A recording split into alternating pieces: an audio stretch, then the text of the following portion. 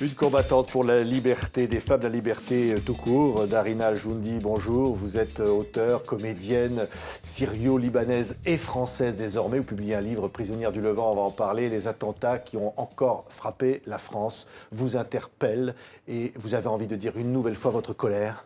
Oui, moi je suis quelqu'un qui a quitté son pays de guerre pour venir essayer de vivre en paix. Et je vois que la folie des hommes pourchasse dans tous les pays.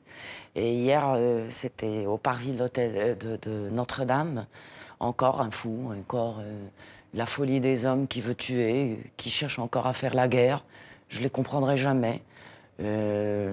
Triste, révolté, en rage contre la folie des hommes, juste pour tuer les autres. Oui, cette folie, vous l'avez connue au Liban. Votre Oui. père l'a payé de sa vie?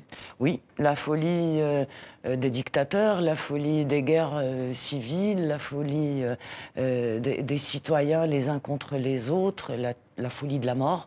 Je l'ai vécu pendant 17 ans. Les séquelles ne me quitteront plus jamais. Une guerre, ça détruit de l'intérieur. Et les gens, s'ils s'en rendent compte, ils ne la referont plus jamais. Oui. Vous avez connu l'enfermement aussi, Darina Al-Joundi. Oui, après la mort de mon père en 2001, ma famille m'a internée, contre ma volonté bien sûr, et je m'en suis sortie plus forte. Aujourd'hui, vous vous battez. Je me souviens d'un de vos spectacles qui s'appelait Ma Marseillaise. Vous êtes devenue française? Oui, grâce au théâtre. Oui. Que monsieur le ministre de l'Intérieur, à ce moment-là, qui était monsieur Valls, avait changé une loi qui est en rapport avec les intermittents des spectacles pour que je puisse obtenir la nationalité française, ce qui est fait. Oui, ça vous donne, j'allais presque dire, quelle responsabilité aujourd'hui De voter. d'être française? Oui. Non, la responsabilité d'apprécier la liberté que ce pays me donne. Parce qu'on ne se rend pas compte. Il faut aller essayer ailleurs pour comprendre la chance qu'on a d'être dans un pays comme la France. La chance d'écrire et la chance aussi de se battre. La Je chance disais, de vous êtes- vivre, Oui. de marcher, de respirer, de faire ce qu'on a envie de faire, de ne pas être jugé. Oui, c'est une chance. Oui, mais quand de je dis- pouvoir voter. Oui, mais quand je dis de se battre, c'est aussi se battre au nom de toutes les femmes, Oui. et en particulier des femmes du monde arabe. Oui, oui, parce que j'ai la chance que j'ai pu m'en sortir au niveau personnel, mais encore plus en sortant de ma région. Et je pense toujours aux femmes qui n'ont pas ma chance, le privilège que j'ai, que je peux parler, je peux écrire, on peut m'écouter. D'autres femmes n'ont pas cette chance. Donc je rêve toujours de porter aussi leur voix. Oui. Vous nous racontez une héroïne dans ce livre, c'est Méziadé. Et vous nous expliquez que finalement, il y a bien longtemps déjà, dans des salons intellectuels du Caire, on parlait de la question des femmes, on parlait du voile, on parlait finalement du féminisme. Oui, Méziadé, c'est une femme que je lui ai promis, quand elle m'a sauvée, qu'un jour je vais raconter son histoire, raconter ce qui lui est arrivé. Elle avait un des premiers salons littéraires du Caire des années 20-30, et dans ce salon, il y avait tous ces débats. May s'est battue aux côtés de Hoda Sha'rawi, qu'on appelle presque la mère du féminisme du monde arabe. Elles se sont battues, elles ont été dans les premières manifestations de femmes dans les rues du Caire, et c'est une de ces manifestations que les femmes ont arraché le voile qu'elles portaient en pleine rue du Caire, et elles ont fait peur à toute une société et surtout Oui. à l'occupant anglais à ce moment-là, avec cette force qu'elles ont eue d'enlever ce voile. On est au début du siècle, hein, puisqu'elle est née en 1886. Oui, ouais, elle est arrivée au Caire en 1907.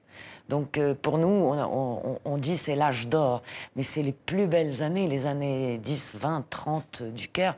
C'est la Renaissance, c'est l'effervescence, c'est les salons littéraires, c'est les Oui. universités. Elle va connaître, comme vous, et vous dites d'ailleurs vos parcours se croisent, elle va connaître l'enfermement. Oui, oui. Pour elle, c'était encore beaucoup plus dur que moi. Son enfermement a été plus long, plus dur, plus violent. Et comme elle était encore plus connue et plus pour moi, elle est une grande auteure et une grande personnalité intellectuelle et culturelle, la chute dans laquelle elle s'est retrouvée était encore plus dure pour elle.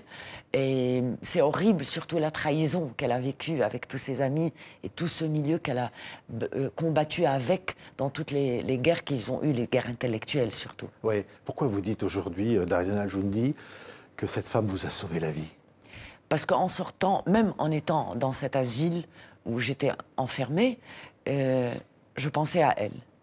Et c'est quelque part, elle me parlait. Les gens vont dire elle a été vraiment folle pour qu'on l'interne à ce moment-là.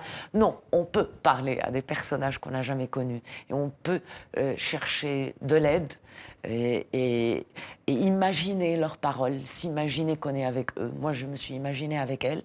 Elle m'a raconté beaucoup de choses. Oui. En sortant, je me suis complètement jetée sur sa vie, sur son expérience, sur ce qu'elle a vécu. Je voulais que quelqu'un qui est passé par là m'aide à m'en sortir. J'étais trop seule et c'était mon ami qui m'a aidée à m'en sortir. Oui, c'est tout dernier mot avant de mourir, vous le dites dans ce livre, c'est « Je suis libre ». Oui, on est libre parce qu'elle a été jusqu'au bout de tout.